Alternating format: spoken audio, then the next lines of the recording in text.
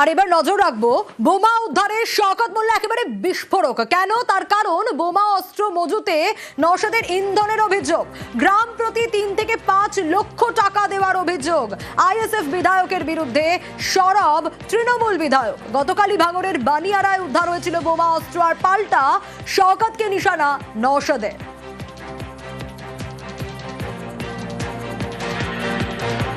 3 drum বোমা সঙ্গে বন্দুক উদ্ধার হলো। ভাঙড়ের বিধায়ক প্রত্যেকটা গ্রাম পঞ্চায়েতে 3 থেকে 5 লক্ষ করে টাকা দিয়েছে শুধু খাদ্যি বোমার মশলা কেনার জন্য। র মেটেরিয়াল কিনে সেই র মেটেরিয়াল গুলো সেখানে হামার দিয়ে রাতের অন্ধকারে সেখান থেকে গুঁড়ো করে মশলা তৈরি করে সেই মশলাগুলো বিভিন্ন গ্রামে গ্রামে সাপ্লাই করা হচ্ছে। লাগোয়া যে বিধানসভা হাড়োয়া, মিনাখা এবং দেগঙ্গা, এই এলাকা থেকে প্রচুর অস্ত্র ঢোকানো হয়েছে এখানে। শুধুমাত্র ক্ষমতা দখল করতে হবে, এটাই হচ্ছে তার মূল লক্ষ্য। প্রশাসনকে আমরা নিশ্চিতভাবে লিখিতভাবে জানাবো। যদি এই ধরনের কোনো বক্তব্য করে থাকে আমি চ্যালেঞ্জ করছি, প্রমাণ তাকে করতে হবে, তার বিরুদ্ধে নাহলে আমি ব্যবস্থা গ্রহণ করবো আইনত।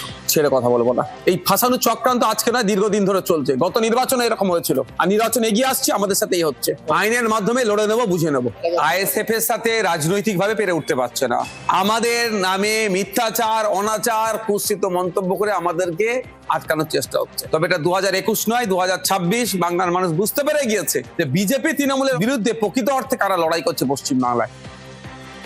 সাঁইথিয়ায় রেল লাইনের পাশে বোমা উদ্ধার। সাঁইথিয়া অন্ডাল রেল লাইনের পাশে বোমা, বিদ্যুতের খুঁটির কাছে বোমা পড়ে থাকা রীতিমতো চাঞ্চল্য। আরো ডিটেল জানবো এই বিষয়ে, সুপ্রতিম রয়েছে আমার সঙ্গে। সুপ্রতিম, কি উদ্দেশ্যে রেল লাইনের পাশে বোমা? আরো ডিটেল জানবো, তবে তার আগে আরো একবার জানাই, সাঁইথিয়ায় রেল লাইনের পাশে বোমা উদ্ধার।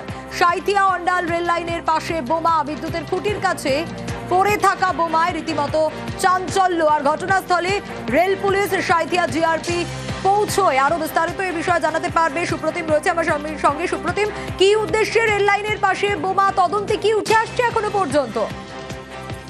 দেখো, বীরভূমের সাঁইথিয়া শহর থেকে কিছুটা গিয়েই সাঁইথিয়া অন্ডাল যে রেল লাইন, সেই রেল লাইনের কিছুটা দূরেই যে ইলেকট্রিক্যাল পোল আছে 69/15, সেই পোলের পাশে যেটা ঝোঁক, সেই ঝোঁকেই কিন্তু রাখা রয়েছে বেশ কয়েকটি বোমা।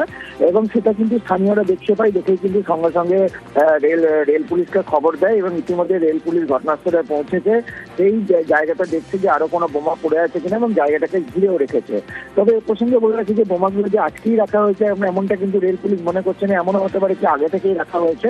তবে ব্যাপারটি এতদিনে নজরে এসছে। তবে কে বা কারা রাখবে সে নিয়ে যেমন তদন্ত চলছে, পাশাপাশি বোম স্কোয়াডকেও খবর দেওয়া হয়েছে বোমাগুলিকে নিষ্ক্রিয় করার জন্য। তবে এইভাবে রেল লাইনের ধারে যেভাবে বোমা পাওয়া গেছে তাতে কিন্তু এলাকাতে যথেষ্ট বেশ গোটা বিষয় খতিয়ে দেখা হচ্ছে।